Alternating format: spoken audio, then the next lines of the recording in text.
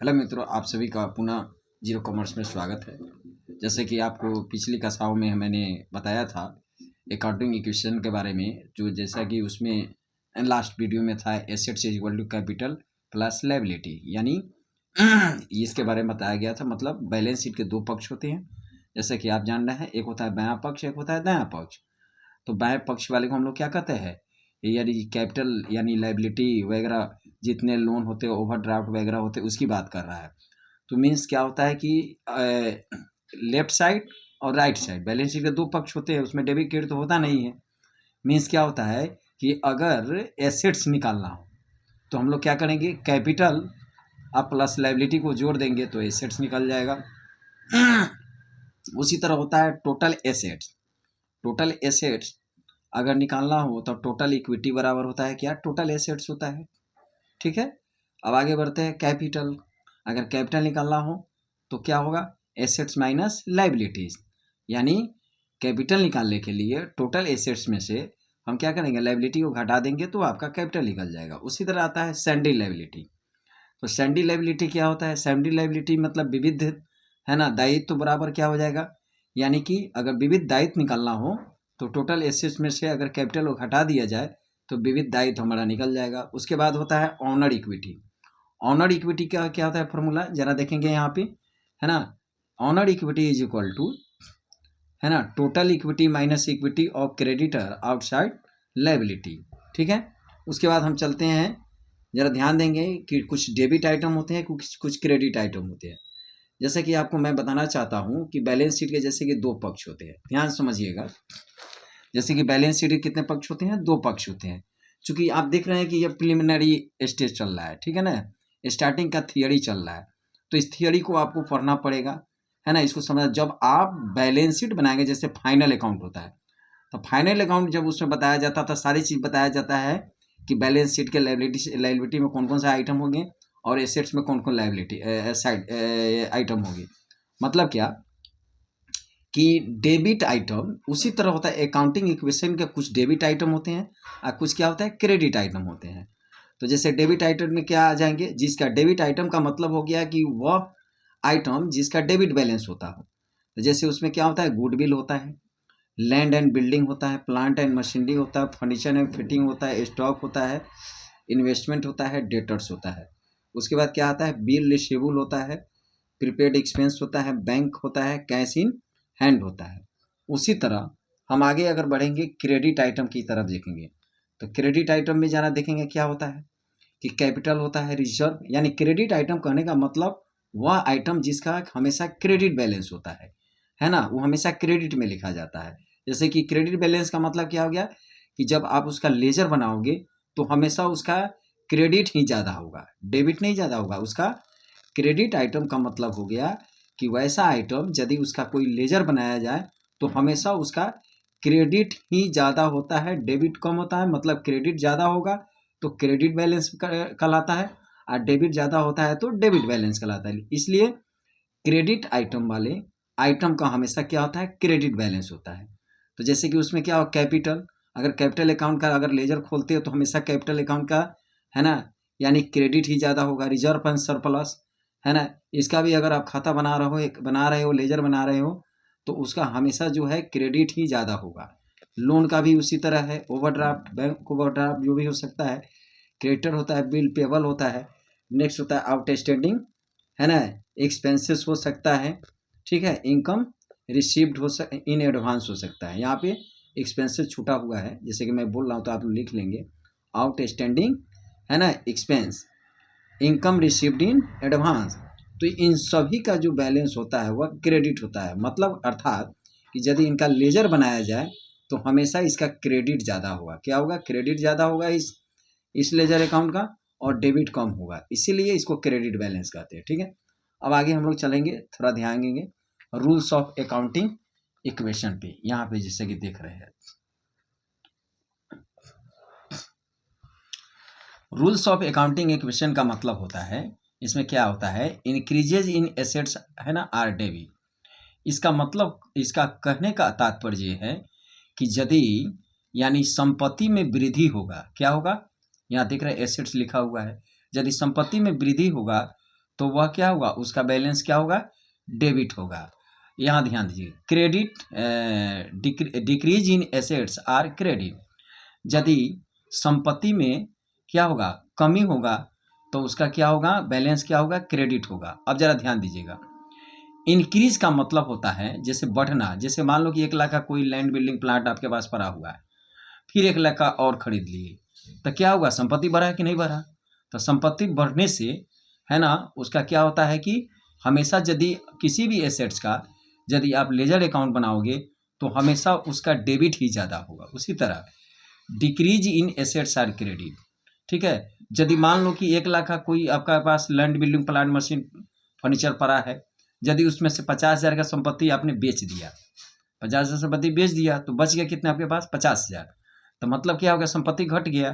तो इसीलिए जब संपत्ति अगर सेल किया जाता है, यदि घटता है, तो उसका जो बैलेंस होगा वह क्या होगा, क्रेडिट होगा। यानी जब उसका लेजर अकाउंट बनाया जाएगा तो उसका हमेशा बैलेंस क्या आएगा, क्रेडिट आएगा। अब आगे बढ़ते हैं नेक्स्ट, जैसे कि यहाँ देख रहे हैं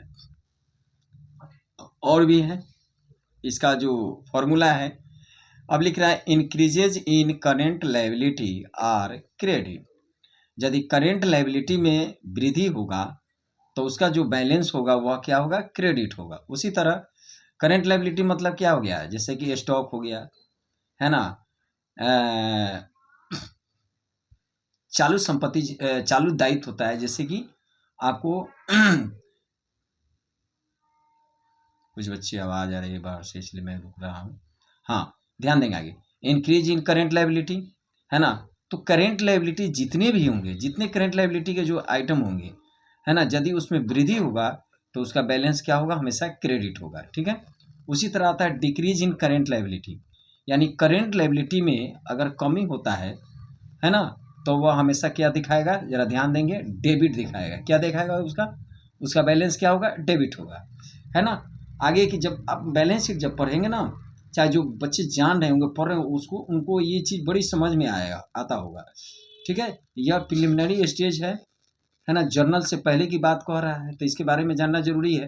अब आता है अकाउंट, खाता। खाता क्या है, अकाउंट बराबर होता है, अकाउंट का फॉर्मूला जो दिया हुआ है, या क्या कहेंगे इसको, डिफिनीशन, ये क्या कहता है definition, an account summarising and systematic, देखिएगा, record of all the business transaction related to a particular person or item or things at once। क्या कहता है कि है ना, एक अकाउंट, है ना, लेखा शास्त्र जो होता है, यानी उसका अर्थ होता है कि समराइजिंग करना, सिस्टमैटिक तरीके से रिकॉर्ड करना, है ना, यानी जो क्या होता है, सभी बिजनेस के लेन देनों से संबंध रखता है ना। मतलब क्या होता है कि जिसका संबंध क्या होता है, पार्टिकुलर पर्सन या आइटम या थिंग से, यानी वह कोई व्यक्ति संबंध हो सकता है, या कोई लेखा जोखा जो हो सकता है वह किसी आइटम से हो सकता है, देख रहे हैं आइटम लिखा हुआ है, या कोई लेखा जोखा हो सकता है किसी थिंग से हो सकता है, ठीक है। एट वन प्लेस, ध्यान दीजिएगा, एक स्थान पे। अब आगे बढ़ते हैं, टाइप ऑफ अकाउंट, इसको देखना है बड़ी ढंग से, देखिएगा आप लोग। टाइप ऑफ अकाउंट, यानी अकाउंट कितने प्रकार हैं, तो 2 प्रकार होते हैं, जरा ध्यान देंगे। इसको थोड़ा मैं और आपको जूम करके दिखा रहा हूँ, जरा ध्यान देंगे, है ना। पहला क्या होता है, ट्रेडिशनल क्लासिफिकेशन, परंपरागत वर्गीकरण। दूसरा क्या होता है, मॉडर्न क्लासिफिकेशन, यानी आधुनिक वर्गीकरण, है ना। तो 2 भाग में बांटा गया है। अब इसको देखिएगा, सबको अलग अलग से हम लोग क्लासिफाइड करेंगे। नेक्स्ट क्या लिखा है, ट्रेडिशनल क्लासिफिकेशन, परंपरागत वर्गीकरण, है ना, को हम किस वे में देख रखेंगे, कितने रूप में इसको बांटेंगे, तो इसको 2 रूप है, जरा ध्यान देंगे, देखिएगा। पहला आता है पर्सनल अकाउंट और दूसरा क्या होता है, इम्पर्सनल अकाउंट, है ना। अब आगे बढ़ते हैं, पर्सनल अकाउंट को भी, है ना, भागों में बांटा गया है, इम्पर्सनल अकाउंट को भी, है ना, यानी कि इनके भी कई रूप और स्वरूप होते हैं। अब आते हैं, जरा ध्यान देंगे, अब देखिए यहाँ पे सब कुछ लिखा हुआ है। यह थियरी की क्लास है, इसलिए डोंट वरी, आप थोड़ा इस पर थियरी यदि कंप्लीट हो जाएगा तो ये बेसिकली जो है अकाउंट का कॉन्सेप्ट है, है ना, ये आपको ज़्यादातर कंपटीशन में आपको काम देगा, है ना, इसके लिए ये सब तैयार किया जा रहा है। अब देता है क्लासिफिकेशन ऑफ अकाउंट। जैसा कि पहले बताया गया पर्सनल अकाउंट, और दूसरा क्या होता है इम्पर्सनल अकाउंट। अब ध्यान देंगे, इस पर्सनल अकाउंट को 3 भाग में बांटा गया है, natural personal account, artificial personal account, और तीसरा क्या होता है रिप्रेजेंटेटिव पर्सनल अकाउंट। ठीक है, इस पर्सनल अकाउंट को यानी इम्पर्सनल अकाउंट को कितने भाग में बांटा गया है? पर्सनल के तब 3 पार्ट हो गए, जैसे कि आप देख रहे हैं नेचुरल, आर्टिफिशियल एंड रिप्रेजेंटेटिव। ठीक है, अब आता है क्या इम्पर्सनल अकाउंट। इम्पर्सनल अकाउंट को कितने भाग बांटा गया है? जैसे कि आप देख रहे हैं, यानी 2 भाग में होता है, एक होता है रियल अकाउंट और दूसरा होता है नॉमिनल अकाउंट। अब रियल अकाउंट को कितने भाग बांटा गया है देख रहे हैं, इसके भी 2 भाग हैं, एक यहाँ और एक यहाँ। तो पहला जो होता है टेंजिबल रियल अकाउंट और दूसरा इंटेंजिबल अकाउंट, मतलब मूर्त वास्तविक खाता, ये होता है अमूर्त वास्तविक खाता। ठीक है, अब आगे बढ़ते हैं, जरा देखेंगे नॉमिनल अकाउंट है, तो नॉमिनल अकाउंट को कितने भाग बांटा गया है? एक्सपेंसेस लॉसेस अकाउंट, यानी नॉमिनल अकाउंट में एक पक्ष में क्या होता है एक्सपेंसेस अकाउंट होता है, लॉसेस अकाउंट होता है, और दूसरे पक्ष में क्या होता है इनकम अकाउंट होता है, गेंस अकाउंट होता है। यानी नॉमिनल अकाउंट का जो सूत्र होता है debit all expenses losses and credit all gains and income, जो आगे के क्लासेस में बताई जाएगी। ठीक है ना, इसका थियरी आएगा। तो यानी नाम मात्र खाता का मतलब हो गया इसमें खर्चा और आय का लेखा होता है। ठीक है, और रियल अकाउंट जो होता है यहाँ पे जैसे कि देखे हैं, तो इसमें क्या होता है वास्तविक और अवास्तविक खाते की बात यह करता है। ठीक है, उसके बाद आगे बढ़ते हैं पर्सनल अकाउंट। यानी पर्सनल अकाउंट क्या होता है? तो लिखा है कि पर्सनल अकाउंट मीन्स, है ना, आगे ध्यान देंगे, ट्रांजैक्शन, क्या लिखा हुआ पर्सनल अकाउंट्स मीन्स ट्रांजैक्शन, है ना, ऑफ इंडिविजुअल, यानी हिंदी में लिखा हुआ व्यक्तिगत खाते से अभिप्राय मानवीय, है ना, व्यवहारों से है। यानी व्यक्तिगत खाता का मतलब ही होता है कि मनुष्य के व्यवहारों का लेन देन, यानी पर्सन से रिलेटेड होता है, यानी किसी व्यक्ति से रिलेटेड यह खाता होता है। ठीक है, इसीलिए कह रहा है कि व्यक्तिगत खाते का अभिप्राय या व्यक्तिगत खाते से अभिप्राय मानवीय व्यवहार से है, यानी इसमें मूल रूप से किसी खास व्यक्ति के कंपनी या फर्म या संस्था का लेखा किया जाता है। फॉर एग्जाम्पल लिखा हुआ है account of Ram, account of Sita, है ना, अकाउंट ऑफ कुछ भी हो सकता है ना।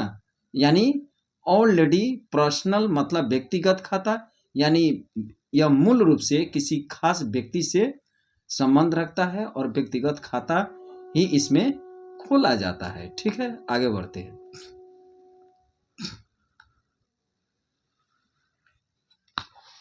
आगे की जरा देखेंगे नेक्स्ट।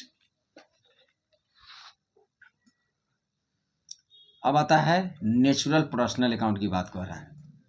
ठीक है, जैसा कि पिछली यानी कि इससे पहले वाले जो है अध्याय में बताया गया था, तो जरा इसको देखेंगे। अब नेचुरल पर्सनल अकाउंट क्या होता है? नेचुरल पर्सनल अकाउंट का मतलब यह डिफिनीशन दिया हुआ है, खूब ध्यान से देखिएगा। Natural personal account in accounting refer to account, है ना, belonging to human beings like customer, owners और employ record transaction as mister Sharma account. अब क्या कहता है जरा हिंदी में देखेंगे। लेखांकन में प्राकृतिक व्यक्तिगत खाते से है ना, जो ग्राहकों, मालिकों या कर्मचारियों से संबंध रखता है। यानी डेटर अकाउंट, इसमें कौन कौन आ जाएंगे? तो डेटर अकाउंट आएंगे, क्रेडिटर अकाउंट आएंगे, कैपिटल अकाउंट आएंगे और ड्राइविंग अकाउंट आएंगे। उसके बाद आगे बढ़ते हैं, जरा देखेंगे रिप्रेजेंटेटिव पर्सनल अकाउंट। अब मूल रूप से इसको देखिए आप, रिप्रेजेंटेटिव पर्सनल अकाउंट मतलब हो गया कि रिप्रेजेंटेटिव, है ना, personal accounts in accounting stand for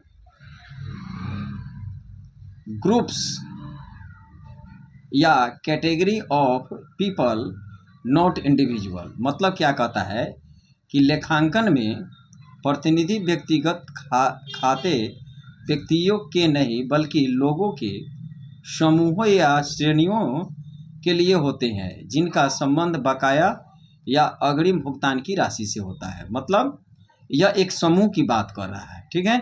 इसीलिए यह संबंध किससे रखता है, यानी बकाया या अग्रिम भुगतान की राशि से यह संबंध रखता है। Example, as for example outstanding expense, ठीक है, आउटस्टैंडिंग सैलरी, आउटस्टैंडिंग एक्सपेंस में कौन कौन आ जाएंगे, तो आउटस्टैंडिंग सैलरी आ जाएंगे, आउटस्टैंडिंग रेंट आ जाएंगे, आउटस्टैंडिंग है ना इंश्योरेंस आ जाएंगे, ठीक है। उसी तरह आता है प्रीपेड एक्सपेंसेस, प्रीपेड रेंट हो जाएंगे, एक्रूड क्या हो जाएंगे, इंटरेस्ट हो जाएंगे, एक्रूड इंटरेस्ट हो जाएंगे, एडवांस फॉर कस्टमर्स या OYS यानी आउटस्टैंडिंग वेजेज ETC। अब ध्यान देंगे आगे क्या लिखा हुआ है। Artificial personal account, artificial personal account क्या होता है, एन आर्टिफिशियल पर्सनल अकाउंट, ठीक है, in accounting represent non living है ना entries such as corporation, bank या ऑर्गेनाइजेशन। यानी इसका मतलब क्या होता है, खूब बढ़िया से आप समझ गए। लिखा है कि लेखांकन में कृत्रिम व्यक्तिगत खाता उन निर्जीव संस्थाओं जैसे निगम, बैंक या संगठन से संबंध रखता है। यानी यह जो आर्टिफिशियल जो पर्सनल अकाउंट होता है मूल रूप से या इसका जो संबंध होता है यानी निगम से होता है, बैंक से होता है, संगठन से यह संबंध रखता है, ठीक है। फॉर एग्जांपल यहाँ क्या लिखा है, company account, bank account, clubs हो जाएंगे, NGO हो जाएंगे एंड गवर्नमेंट बॉडीज हो जाएंगे, है ना। ये सब चीज है आपका इसमें, ठीक है बच्चे। अब आप जैसा कि पूरा देख रहे हैं तो आज के लिए फिलहाल इतना ही, ठीक है।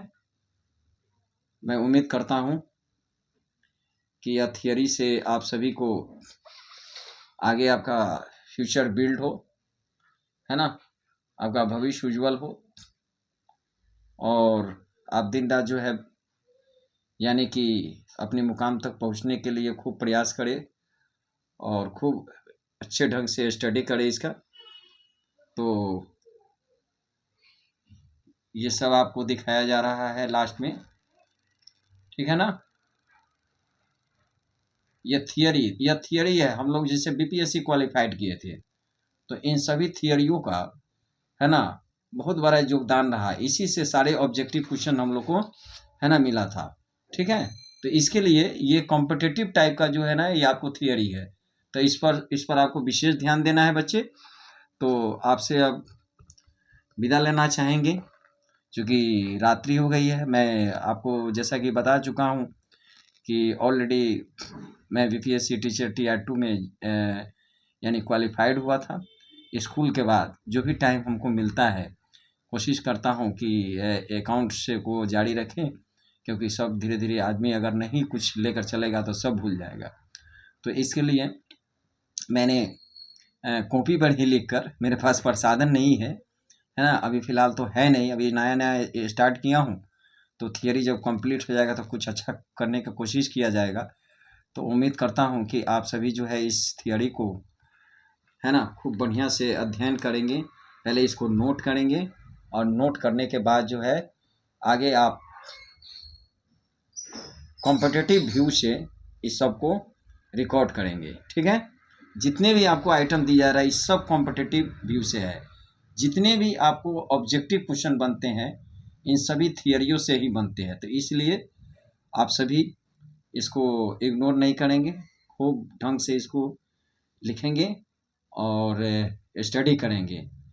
और लास्ट में मैं यही कहना चाहता हूँ कि आप कम से कम यूट्यूब पर तो बहुत सारे चैनल है, सब कुछ है ना, इंटरटेन से लेकर जो है एजुकेशन के हब है पूरा। तो मैं आपसे यही उम्मीद करता हूँ कि थोड़ा आप मुझे सहयोग करें, थोड़ा मेरे चैनल को लाइक सब्सक्राइब करें, इससे मेरी रुचि बढ़ेगी और मैं कुछ अच्छा करने का कोशिश करूँगा, है ना। तो इसी के साथ मैं विदा लेता हूँ। शुभ रात्रि। आप सभी का रात मंगलमय हो, सुखमय हो और आप फ्रेश। कल मैं जब आऊँगा तो कुछ नया लेकर आऊँगा। धन्यवाद। Thank you.